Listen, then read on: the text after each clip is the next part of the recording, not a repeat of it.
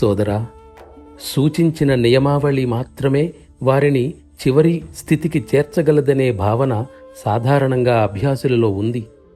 అంతకు మించి వారి భావన ముందుకు పోవడం లేదు. మనకు రాజయోగమే పునాది అని మనం పేర్కొన్నాం. అది నిజం కూడా. అయితే పై భావన దీనిలోని లోతులకు చేరడం లేదు. కేవలం నియమాలు పాటించటంతోనే అది ఆగిపోతుంది. సహజ మార్గ విధానంలో ప్రాణాహుతి సుగంధం అభ్యాసి హృదయాంతరాళంలో వసిస్తుందనేది వాస్తవమే. కాని అత్యవసరములైన భక్తి ప్రేమలు వెనకబడిపోయాయి. ధ్యాన సాధనతో పాటు ఇవి కూడా హృదయాంతరాళాల్లో స్థిరంగా నిలిచిపోవలసిన అవసరం ఎంతైనా ఉంది. దీనిలోని అన్ని అంశాలు ఏకమైనప్పుడే అభ్యాసి అతి త్వరగా ధ్యేయాన్ని చేరగలడు.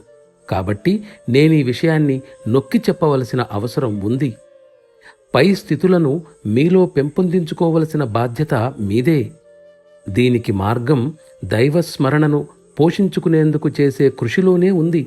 అయితే ఇక్కడ కూడా ఆ కార్యాచరణలో మనస్సు అలసిపోయి దైవస్మరణను రోజులో సగం కంటే ఎక్కువ కాలం ఉంచుకోలేదు కదా అనే అభ్యంతరాన్ని కొందరు లేవదీయవచ్చు.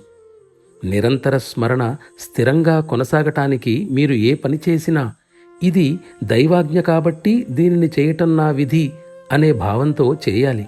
అప్పుడు దానివల్ల విశిష్ట ప్రయోజనం చేకూరుతుంది. సంస్కారాలేర్పడడం ఆగిపోతాయి. సర్వకాల సర్వావస్థల్లోనూ పరమాత్మ స్మరణను నిలుపుకుంటే అది మనకు పరతత్వానికి అనుబంధాన్ని ఏర్పరిచి దైవం పట్ల మన ప్రేమ పెంపొంది పొంగి పొరలేటట్లు చేస్తుంది. దీనివల్ల క్రమక్రమంగా భక్తి పూర్తి రూపాన్ని సంతరించుకుంటుంది. అందువల్ల ఈ పద్ధతిని ఆచరించటం ఎంతైనా అవసరం.